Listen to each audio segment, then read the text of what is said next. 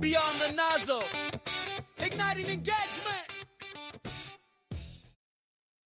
It's small, it's simple, and it often hangs quietly on a wall, unnoticed until the very moment it's needed, but the fire extinguisher has saved countless lives and properties, standing as one of the most trusted first lines of defense against fire. The idea goes back much further than most people realize. The first known patent for the fire extinguisher was issued in England in 1723. It belonged to Ambrose Godfrey, a chemist in London.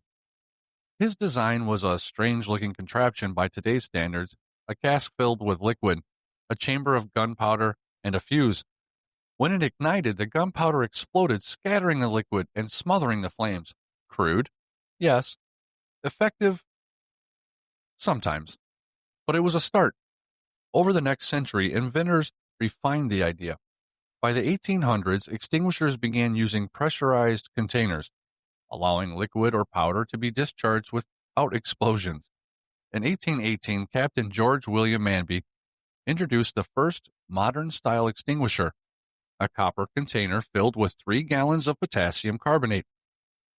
Propelled by compressed air, it looked closer to what we recognize today, and more importantly, it worked. As the decades rolled on, fire extinguishers evolved. Different chemicals were introduced for different types of fire. Carbon tetrachloride for liquid and electrical fires in the early 1900s, soda acid types for common combustibles, and later dry chemical powders for versatility. By the mid-20th century, extinguishers had become standardized pieces of safety equipment in homes, schools, factories, and offices. And the impact was real. Fires that once spread unchecked could now be stopped at the very beginning. A single extinguisher in the right hands could prevent catastrophe. One famous case occurred in 1987 at the King's Cross Underground Station fire in London. A small fire broke out beneath an escalator. What seemed minor at first, a staff member with a handheld extinguisher tried to put it out. But here's the tragic twist. The fire had already spread out of sight, deep under the escalator. By the time it revealed itself, it had grown into a flashover that claimed 31 lives. That story became a turning point. It showed the limits of extinguishers when fires have already advanced. But it also highlighted the importance of speed. Had the fire been discovered earlier, that extinguisher might have been enough to stop it before it grew. Today, fire extinguishers are everywhere. Kitchens, classrooms, airplanes, factories, even vehicles.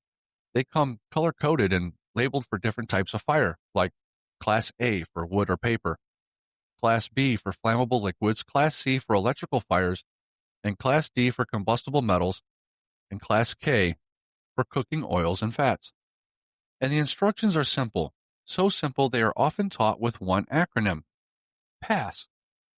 Pull the pin, aim at the base of the fire, squeeze the handle, and sweep side to side.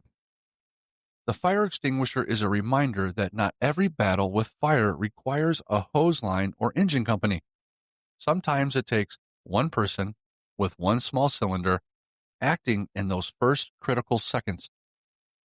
But it's also a reminder of responsibility. Extinguishers only work if they're there, if they're charged, and if someone is confident enough to use them. Too often, firefighters arrive at scenes where extinguishers hang on walls, empty, expired, or ignored.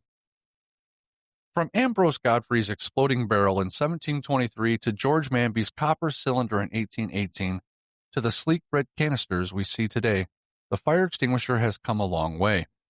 It doesn't get parades or headlines, but it quietly prevents disasters every single day. A tool born of chemistry and ingenuity. A tool carried by janitors, flight attendants, teachers, and ordinary people who never thought that they'd face fire.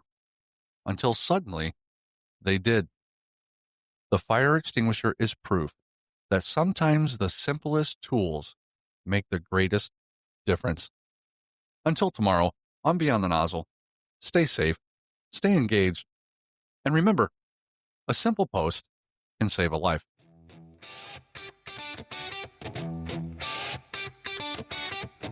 Beyond the Nozzle.